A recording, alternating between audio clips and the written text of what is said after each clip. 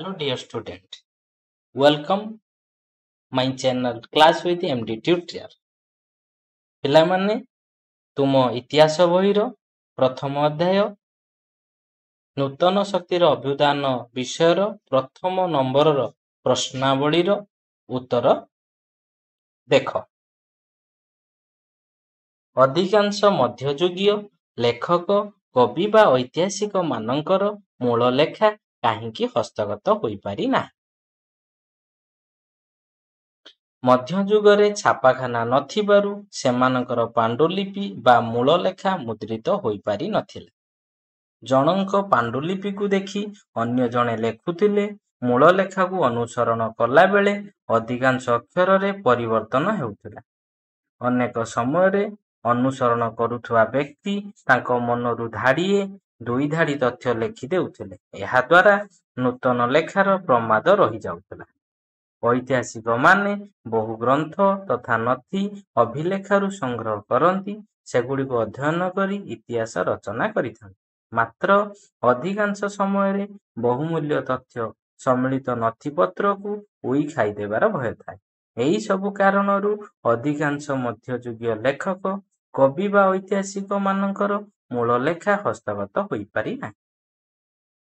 ଦ୍ୱିତୀୟ ପ୍ରଶ୍ନ, ମାମୁଦୁଙ୍କ ଦରବାର ସମ୍ପର୍କରେ ତୁମେ କଣ ଜାଣିଛ? ଲେଖ। ଦଶମ ଶତାବ୍ଦୀରେ ଭାରତରେ ଅସ୍ଥିର ରାଜନୈତିକ ଅବସ୍ଥା ଦେଖା ଦେଇଥିଲା। ଏହାର ସୁଯୋଗ ନେଇ ଉତ୍ତର ପଶ୍ଚିମରୁ ତୁର୍କୀମାନେ ଭାରତ ଆକ୍ରମଣ କରି ସଫଳ ହୋଇଥିଲେ। ଦଶମ ଶତାବ୍ଦୀରେ ଆଫଗାନିସ୍ତାନରେ ଆଲବର୍ତଗିନି ଗଜନୀ ନାମ୍ନୀ ଏକ କ୍ଷୁଦ୍ର ରାଜ୍ୟ ସ୍ଥାପନ କରିଥିଲେ। ତାଙ୍କ ମୃତ୍ୟୁ ପରେ ସୁଲତାନ ମାମୁଦୁ 1897 ଖ୍ରୀଷ୍ଟାବ୍ଦରେ ସିଂହାସନ ଆରୋହଣ କରିଥିଲେ। ସେ 17 ଥର ଭାରତ ଆକ୍ରମଣ କରିଥିଲେ। ତାଙ୍କ ଦରବାର ସମ୍ପର୍କରେ ବିଭିନ୍ନ ତଥ୍ୟ ନିମ୍ନରେ ଦିଆଗଲା। ମାମୁଦୁ ତାଙ୍କ ଦରବାରରେ ବହୁ ଜ୍ଞାନୀ ଗୁଣୀମାନଙ୍କୁ ସ୍ଥାନ ଦେଇଥିଲେ।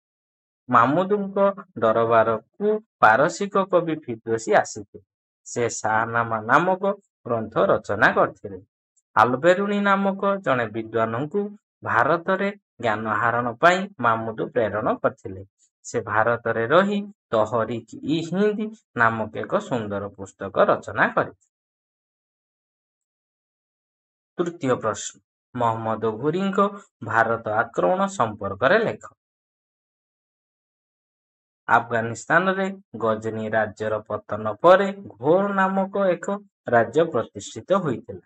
ଏହାର ଶାସକ ଥିଲେ ମହମ୍ମଦ ଘୋରୀ। ତାଙ୍କ ଭାରତ ଆକ୍ରମଣ ଉପରେ ବିଭିନ୍ନ ତଥ୍ୟ ନିମ୍ନରେ ଦିଆଗଲା। ଦ୍ୱାଦଶ ଶତାବ୍ଦୀରେ ଶେଷ ଭାଗକୁ ମହମ୍ମଦ ଘୋରୀ ଭାରତ ଆକ୍ରମଣ କରିଥିଲେ।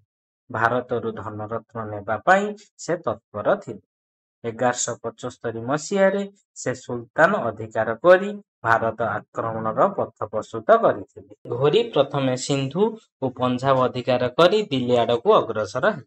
ସେତେବେଳେ ଦିଲ୍ଲୀ ଚୌହାନ ବଂଶର ରାଜା ପୃଥ୍ୱୀରାଜ ଚୌହାନ ରାଜତ୍ୱ କରୁଥିଲେ। ସେ ରାଜପୁତମାନଙ୍କୁ ସଂଗଠିତ କରି 1191 ଖ୍ରୀଷ୍ଟାବ୍ଦରେ ପ୍ରଥମ ତିରୋରୀ ଯୁଦ୍ଧରେ ମହମ୍ମଦ ଘୋରୀଙ୍କୁ ପରାସ୍ତ କରିଥିଲେ।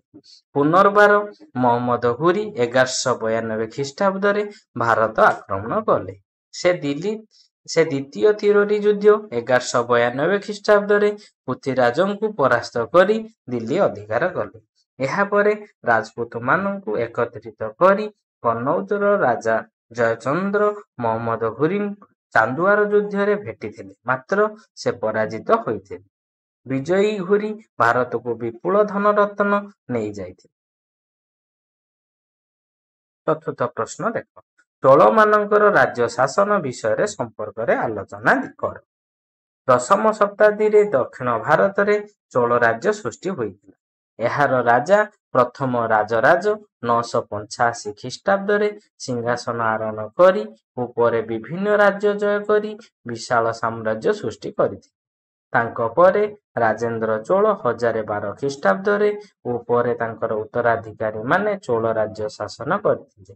ସେମାନଙ୍କ ରାଜ୍ୟ ଶାସନ ବିଷୟରେ ନିମ୍ନରେ ଦିଆଗଲା। ପ୍ରଥମ ରାଜରାଜ ଧର୍ମକ୍ଷେତ୍ରରେ ସହନଶୀଳତା ନୀତି ଅବଲମ୍ବନ କରିଥିଲେ। ସେ ତାଞ୍ଜୋର ଓ ନେଗାପରନମ ରେ ଅଧିକ ମନ୍ଦିର ନିର୍ମାଣ କରିଥିଲେ।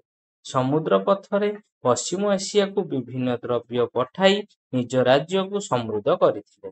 ପ୍ରଥମ ରାଜରାଜ ଜଣେ ଜନମଙ୍ଗଳକାରୀ ରାଜା ଥିଲେ। କୃଷିର ଉନ୍ନତି ପାଇଁ ସେ ଅନେକ ନଦୀବନ୍ଧ, କେନାଲ, ହ୍ରଦ ଖନନ କରିଥିଲେ। ପୁଣି ସେ ବହୁ ଦେବାଦେବୀ, ରାଜା ରାଜୀଙ୍କର ସୁନ୍ଦର ମୂର୍ତ୍ତି ନିର୍ମାଣ କରି କଳା ଓ ସ୍ଥାପତ୍ୟର ଉତ୍କର୍ଷ ସାଧିତ ହୋଇଥିଲେ। ଚୋଳମାନଙ୍କର ନିର୍ମିତ ମନ୍ଦିର ଗୁଡ଼ିକ ଜନବସତିର କେନ୍ଦ୍ରବିନ୍ଦୁ ଥିଲା। ଚୋଳମାନେ ବ୍ରାହ୍ମଣମାନଙ୍କୁ ଜମିଦାନ କରୁଥିଲେ। ତାପରେ ପ୍ରଶ୍ନ, ଯାଦବ ବଂଶର ରାଜାମାନଙ୍କର କୃତିତ୍ୱ ବିଷୟରେ ଲେଖ। ଦକ୍ଷିଣ ଭାରତରେ କଲ୍ୟାଣୀରେ ରାଜତ୍ୱ କରୁଥିବା ଚାଲୁକ୍ୟମାନଙ୍କର ପତନ ପରେ ଯାଦବ ବଂଶ ଶାସନ କଲେ।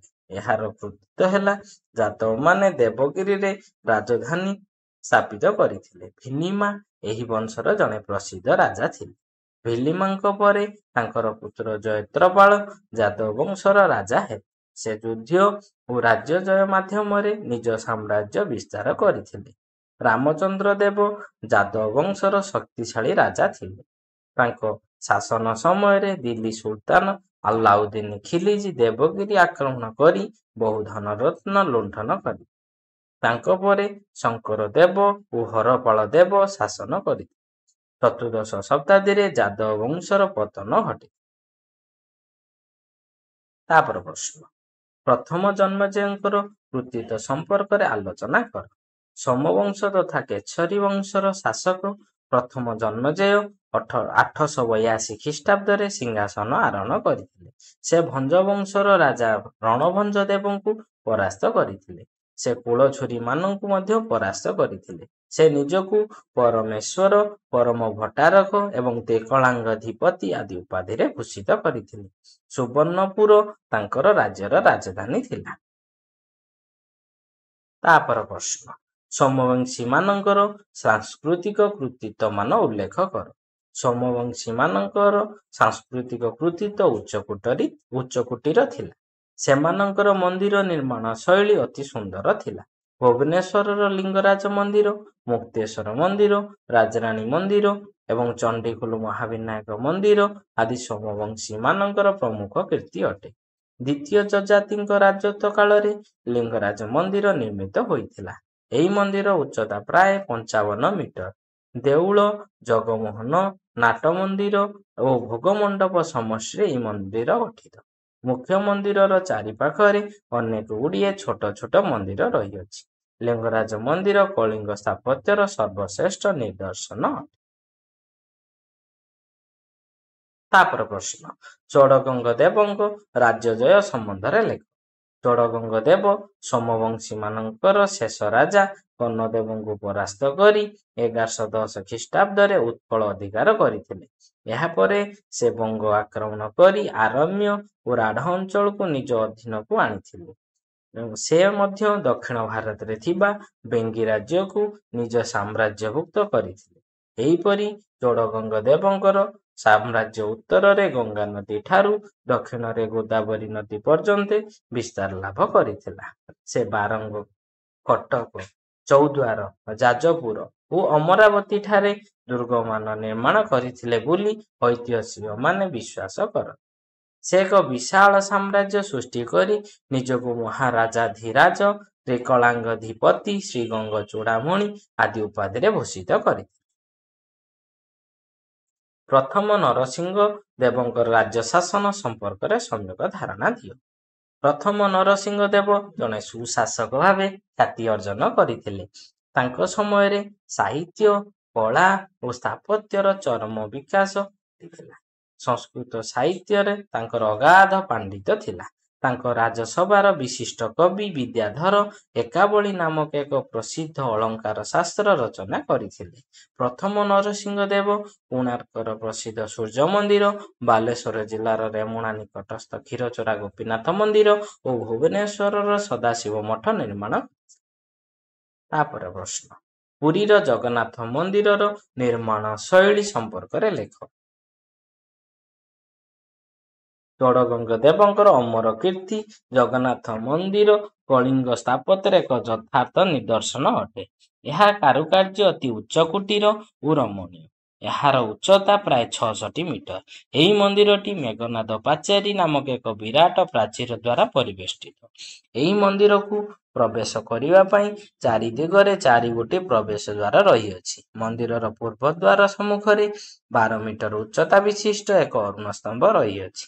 ମୁକ୍ତି ମଣ୍ଡପ ଓ ଆନନ୍ଦ ବଜାର ପୁରୀ ଜଗନ୍ନାଥ ମନ୍ଦିରର 2ଟି ଆକର୍ଷଣୀୟ ସ୍ଥାନ। ତାପର ପ୍ରଶ୍ନ, ରାମାନୁଜନଙ୍କ ମତ କ'ଣ ଥିଲା? ଭକ୍ତିବାଦର ଅନ୍ୟତମ ପ୍ରଚାରକ ରାମାନୁଜ ଏକାଦଶ ଶତାବ୍ଦୀର ଦକ୍ଷିଣ ଭାରତରେ ଜନ୍ମଗ୍ରହଣ କରିଥିଲେ।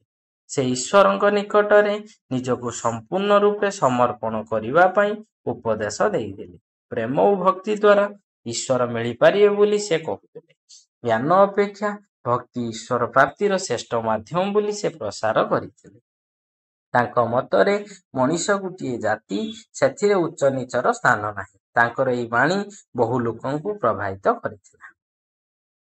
ତାପର ପ୍ରଶ୍ନ, ଦକ୍ଷିଣ ଭାରତରେ ସୃଷ୍ଟି ହୋଇଥିବା ଭାଷା ଓ ସାହିତ୍ୟ ବିଷୟରେ ଆଲୋଚନା କର।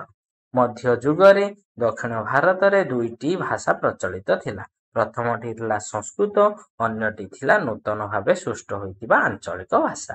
ସଂସ୍କୃତ ଭାଷା ବିଦ୍ୟାଳୟରେ ଶିକ୍ଷକ ଛାତ୍ରମାନଙ୍କ ଦ୍ୱାରା ଏବଂ ଧର୍ମାନୁଷ୍ଠାନ ଗୁଡ଼ିକରେ ବ୍ୟବହୃତ ହେଉଥିଲା।